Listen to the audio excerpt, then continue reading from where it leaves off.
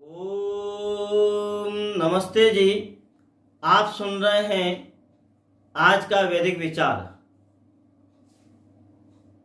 यह जो उक्ति है अत्यधिक प्रसिद्ध है और ये जो मंत्र हैं ये 6 मंत्रों में आई है उक्तियां। और ये जो विशेष मंत्र हैं 6 मंत्र हैं, रात्रि कालीन समय में सोते समय यदि व्यक्ति जाप करता है, उन मंत्र का पाठ करता है, उन मंत्र का चिंतन करता है तो अनेकों प्रकार की बीमारियां जो निद्रा से संबंधित हैं वो सब दूर हो जाती हैं। बंधुओं, वेद की प्रसिद्ध उक्ति है तन्मे मनः शिव संकल्पम अस्तु। तन्मे मनः शिव संकल्पम अस्तु। यह यजुर्वेद के 34वें अध्याय के पहले, दूसरे, तीसरे, चौथे, पांचवें, छठे 6 मंत्रों में यह उक्ति आई है। अर्थात मेरा जो मन है वो शिव कल्याणकारी हो, शिव संकल्प वाला हो।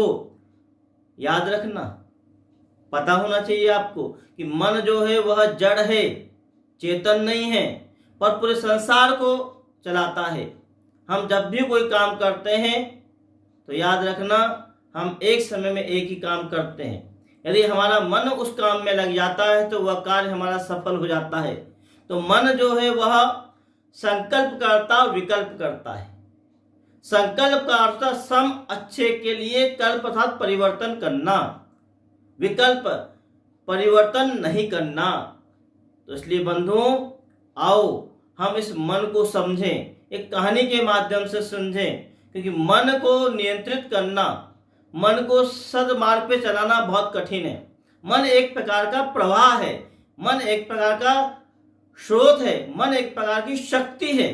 इसीलिए तो कहा कि अंतःकरण चतुष्टय में मन, बुद्धि, चित्त और अहंकार आते हैं। मन आता है, बुद्धि आती है, चित्त आता है और अहंकार आता है। योग के योग दर्शनकार ने कहा योगश्चित्त वृत्ति निरोधा।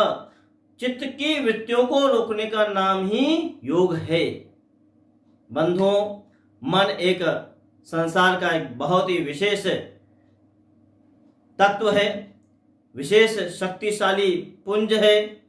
एक कहानी छोटी सी याद मुझे आती है कि एक बार एक व्यक्ति के पास में एक नौकर आता है, सेठ से कहता है कि मुझे कुछ काम चाहिए, मैं काम करना चाहता हूँ। तो सेठ कहता है मेरा वैकेंसी नहीं है। तो वो कहता है कि मैं फ्री में काम करूँगा। तो सेठ फिर पूछता है कि तुम कुछ खाओगे पियोगे भी? कहा नहीं, मैं कुछ खाऊंगा पीऊंगा भी नहीं। कहा फ्री में? तो सेठ की तीसरा नेत्र खुल जाता है, तीसरी आंखें खुल जाती हैं। जब हमको फ्री मिलता है तो बंधुओं हम सब कुछ लेना चाहते हैं। वह तैयार हो गया, पर उस नौकर ने शर्त रखी 2। उसने कहा कि यदि तुमने मुझे कुछ काम नहीं बताया तो मैं बिगाड़ा कर दूंगा। दूसरी शर्त, यदि तुमने मुझे भगाया तो तुम्हारे नाक कान में काट लूंगा। बंधुओं, एक प्रकार का जिन्न था, जिन्न होता नहीं है। उसने दोनों शर्त मान ली। सेठ ने कह दिया कि तू भागेगा तो?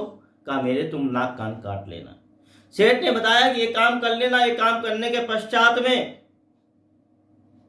वह जो जिन्न था, और वह जिन्न ने क्या किया, काम किया 1 सेकंड के अंदर बिगाड़ा कर दिया था। उस गोदाम के अंदर माचिस लगाई और लाखों का, करोड़ों का माल समाप्त कर दिया। सेठ बहुत परेशान था, क्या करूं, कैसे करूं। बंधुओं, तो उसने अपने महात्मा से, अपने आचार्य से पूछा तो महात्मा ने एक बहुत छोटी सी युक्ति बताई।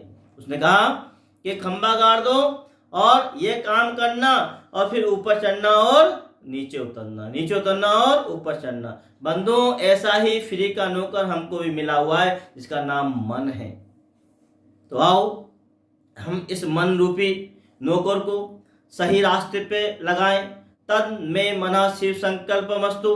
हम परमात्मा से प्रार्थना करते हैं हमारे जीवन में कोई भी अशिव संकल्प, अशिव, अकल्याणकारी ऐसे कोई विचार न आए, क्योंकि हमारे इस शरीर रूपी जो आत्मा है, आत्मा रूपी जो स्वामी है, इसके साथ में जो बुद्धि है वह सारथी है, मन लगाम है, इंद्रियां घोड़े हैं।